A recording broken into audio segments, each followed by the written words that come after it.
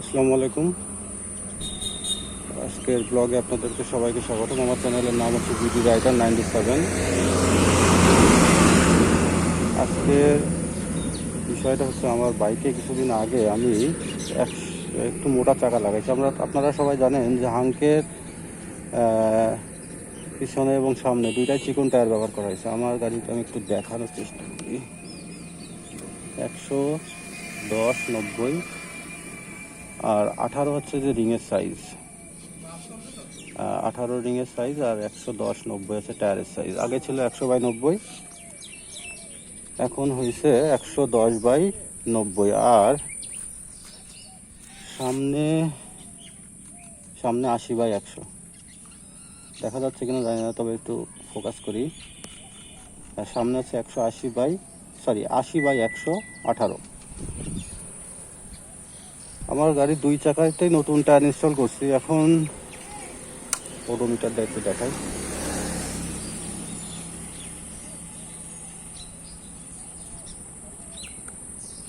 62,885 kilometre চলছে। Stock টায়ারে এত দূর চালাইছি আর কি, কারণ একটু রাইড করতে করতে কথা বলি।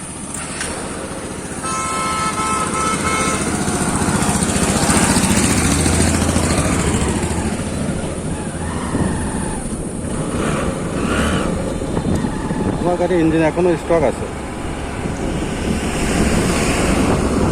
ইঞ্জিন এখনো আনটাচ, এখন ইঞ্জিন কোনো খোলা টোলা হয় নাই। সামান্য কিছু কাজ কাম করা হচ্ছে, যেরকম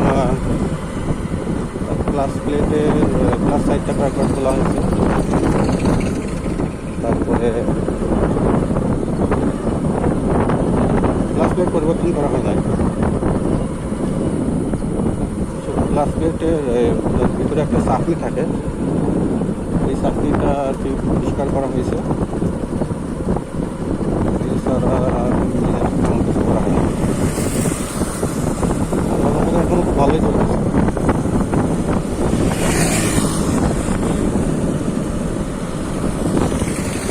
এখন অনেকেরই প্রশ্ন হতে পারে যে 62,000 কিলোমিটারে 62,800 63,000 কিলোমিটার প্রায়, এত লং ডিস্টেন্স চালানোর পরেও কেন সমস্যা? আসলে এটা লাক বাই চান্সও বলা যেতে পারে, আবার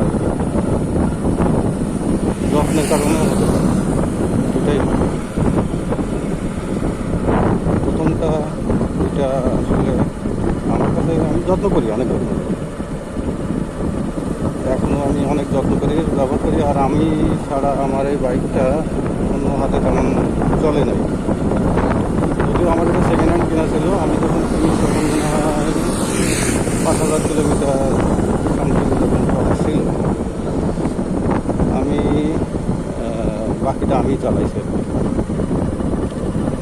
3-4 বছরের ভিতরে, যেহেতু অনেক ঘোরাঘুরি পছন্দ করি। তো তার আগে আসলে যখন বেশি ঘোরাঘুরি করতাম তখন আসলে ব্লগ করতাম না। তখন যদি ব্লগ করতাম তাহলে এতদিন হয়তো আমার চ্যানেলটা মনিটাইজ হতো। যাই হোক, এখন আমার দীর্ঘদিনের একটা স্বপ্ন ছিল বা আশা ছিল বা ইচ্ছা ছিল, যাই বলে বলুন, আমি আগাগোড়াতে আমার ব্লগ করতে আমার মনের ভিতরে চাইতো, কিন্তু আসলে ক্যামেরার সামনে কথা বলা, আমার কথা শুনে তো আপনারা বুঝতে পারছেন যে আসলে আমি ক্লিয়ারভাবে আপনাদের সামনে তুলে ধরতে পারতেছি না, বা আমি আমার নিজের কাছে কথা বলতে আটকায় যাচ্ছে। এই সমস্যাটা কারণে আসলে এতদিন ব্লগে আসা হয় নাই। তারপরেও এখন চেষ্টা করতে থাকি, দেখি আল্লাহ কতদূর নিয়ে যায়। অনেক রোগ, তারপরে দুপুরবেলায় আপনাদের সাথে ব্লগ করার জন্য বের হলাম। গত কয়েকদিন ধরে আমি প্রতিদিনই দুপুর টাইমে বের হয়ে কিন্তু একটা না একটা ঝামেলায় পড়ে যায়, আর শেষমেশ ব্লগটা এইভাবে তৈরি করা হয় না। এখানে একটু ছায়া আছে, একটু দাঁড়াই।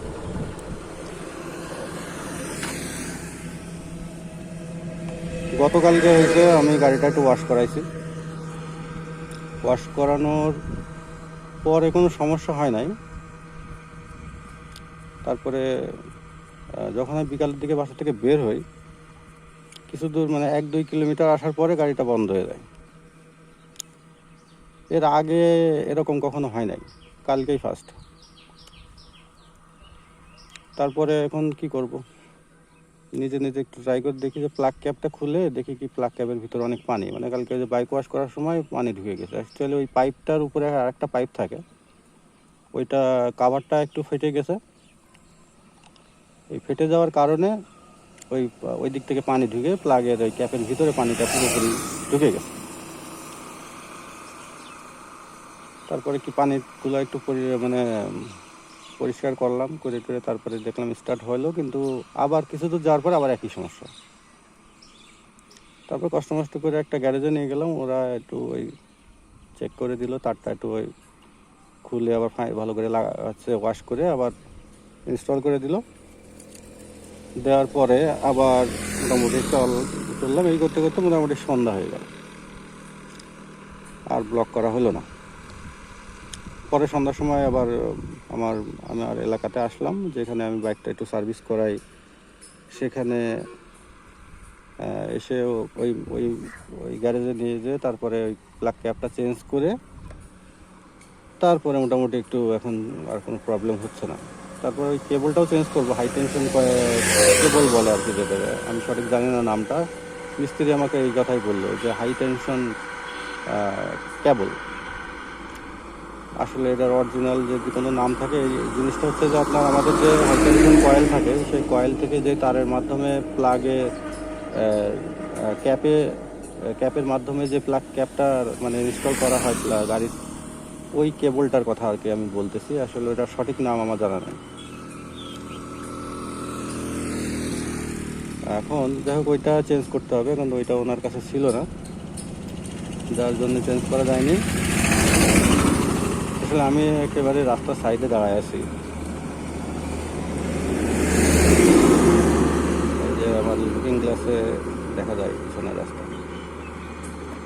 তো যার কারণে শুধু ক্যাবটা চেঞ্জ করে দিলেও তো আপাতত সমস্যা মনে হচ্ছে না। বললো যে পরে শহর থেকে এনে দেবে। আমরা আসলে গ্রামে থাকি, তো আমাদের গ্রামের নাম হচ্ছে আমলা, হচ্ছে মিরপুর উপজেলার থেকে 7 থেকে 8 কিলোমিটার দূরে আর কি, কুষ্টিয়া মিরপুর হাইওয়ে সড়কে। যাই হোক, কুষ্টিয়ার থেকে হয়তো এনে দেবে, ততদিন পর্যন্ত আমাকে এভাবেই চলতে হবে। আর আমি যদি কখনো এর ভিতরে কুষ্টিয়ায় যাই, তাহলে আমি নিজেই কিনে আনতে পারবো। এই হলো গতকালকের ঘটনা। আজকে মূলত আপনাদেরকে যে বিষয়টা নিয়ে আমি এই ব্লগটা আমি শ্যুট করতেছি, সেটা হচ্ছে যে এই আসলে টায়ারটা যখন আমি ইনস্টল করি তখনকার ভিডিওগুলো একটু যে কোনো কারণে আমার করা হয়নি, এই কারণে ভিডিওটা দিতে পারতেছি না। কিন্তু আমি একটা রিভিউ বলতে পারেন, মোটামুটি আমি 1 মাস হয়েছে আমি ইনস্টল করছি, 1 মাসের কাছাকাছি হবে আমি ইনস্টল করছি টায়ারটা। আল্লাহর রহমতে অনেক ভালো আমি পারফরমেন্স পাইছি, ব্রেকিং, কন্ট্রোলিং। যদিও এটা একটা কমিউটার বাইক, এটা দিয়ে আপনি যদি কর্নারিং করতে চান, তাহলে কিন্তু এটা অত ভালোভাবে আপনাকে কর্নারিংয়ে সাপোর্ট দিবে না, কারণ এটা একটা কমিউটার বাইক। এটা আপনাকে প্রথম বুঝতে হবে। আমরা অনেকেই বাইক মানেই মনে করি যে শুধু 100 টানতে হবে। আসলে একটা বাইক একটা কাজের উদ্দেশ্য নিয়ে তৈরি করে কোম্পানি, এবং কোনো বাইকই আপনার 100% মানে আপনার উপযোগী হবে না, কোনোটাই হবে না, সে আপনি যত দামি কেনেন না কেন। এখন মূল যে জিনিসটা, সেটা হচ্ছে আপনার কোন কাজের জন্য আপনি বাইকটা কিনবেন, আগে আপনাকে সেটা আসলে আপনাকে বুঝতে হবে। প্লাস আপনি কী ধরনের পারফরমেন্স আপনি সেই বাইকটা থেকে চাচ্ছেন, সেটাও আগের থেকে আপনাকে ইনশিওর হতে হবে। সেই অনুযায়ী আপনি অনলাইনে হোক বা অফলাইনে হোক, আপনি যেভাবে হোক আপনারা এইটা রিসার্চ করে আপনারা বাইকটা চয়েস করতে পারবেন। এখন মেন যে বিষয়টা আপনাদের সাথে একটু আলোচনা করি, সেটা হচ্ছে যে সহজে কিভাবে বুঝবেন। অ্যাকচুয়ালি কমিউটার সেগমেন্টের বাইক আপনারা কিভাবে চিনবেন, এটাও একটা প্রশ্ন। আসলে কমিউটার সেগমেন্টের বাইকগুলো একটু সিম্পল হয়, আপনার সিটটা একটু কমফোর্টেবল হবে, একটু লম্বা সিট হবে, ইঞ্জিনের পাওয়ারগুলো মিড রেঞ্জ পাওয়ার হবে, মানে খুব বেশি হাই পাওয়ারও হবে না, আবার একেবারে লো পাওয়ারও হবে না, মোটামুটি একটা মিড রেঞ্জ পাওয়ার প্রডিউস করবে প্রত্যেকটা আপনার কমিউটার সেগমেন্টের বাইক, সে সিসি যতই হোক। যদি সে 350 সিসিও হয়, তাও দেখবেন যে টপ স্পিড হয়তো 120-130 এর উপরে আপনার ওই কমিউটার সেগমেন্টের বাইকগুলো আপনার টপ স্পিড দিবে না, কারণ এর উপরে প্রয়োজনই হয় না। কারণ আপনি যখন লং রাইড করবেন তখন আপনি নিজেই উপলব্ধি করতে পারবেন যে আপনি একটানা যখন 100-200 বা 300 কিলোমিটার পথ আপনি গাড়ি বা বাইক চালাবেন, আপনি কিন্তু অল টাইম আপনার 130 বা 150 স্পিড আপনি চালাতে পারবেন না, আর বাংলাদেশের রোডে তো সম্ভবই না। আমার ব্যক্তিগত এক্সপিরিয়েন্স থেকে আমি যেটা বাইক পাইছি যে মোটামুটি আপনাকে যদি 60 থেকে 100 কিলোমিটার রাস্তা মানে যেতে হয়, তা আমার মনে হয় যে 60 থেকে 70 কিলোমিটারের এভারেজ স্পিডে আপনি চালাইলেই আপনার জন্য এটা অনেক সেফ হবে বাংলাদেশের রোড অনুযায়ী। তারপরে রোড আপনার রাস্তার উপরে অনেকটা কিছু ইয়ে করে। তা আমাদের বাংলাদেশে এমনি আমার জানার মতে 80 কিলোমিটারের উপরে আপনার সরকার অনুমোদিত না, এর উপরে গেলে তো আপনি মামলা খেয়ে যাবেন।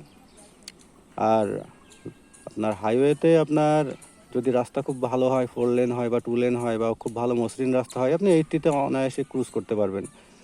এই যে আপনার এই কমিউটার সেগমেন্টের বাইকগুলো খুব আরামে।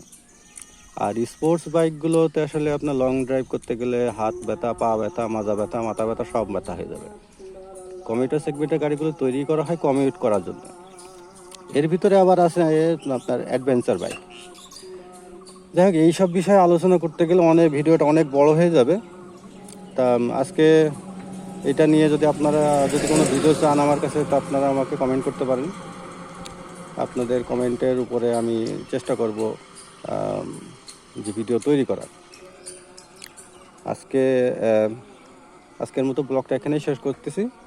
চলেন একটু রাইড করতে করতে কথা বলি। আর যদি আমার কথা শোনা না যায় তার জন্য আমি আগে থেকে ক্ষমা চেয়ে নিচ্ছি। আমার মাইক্রোফোনে একটু প্রবলেম আছে, যার কারণে আমি যখন গাড়ি চালাচ্ছি তখন আমার ভয়েসের থেকে উইন্ড ব্লাস্টটাই বেশি শোনা যাচ্ছে। আমি এটা খুব দ্রুতই সলভ করব, যেহেতু আমি গ্রামে থাকি। আমি অনেক জায়গায় খোঁজ নিয়েছি, কিন্তু আমি এখনও আমার মন মতো একটা মাইক্রোফোন আমি এখনও মানে সন্ধানটা পাইছি, কিন্তু প্রোডাক্ট আমি হাতে পাইনি। আমি ওইটা আগে হাতে পাওয়ার পরে ওইটা আমি কয়েকদিন ইউজ করব, তারপরে আপনাদের সাথে ওই বিষয়টা নিয়ে আমি কথা বলব। তা শেষ পর্যন্ত ভিডিওটা এখন শেষ করি। আপনারা সবাই ভালো থাকেন। আল্লাহ হাফেজ।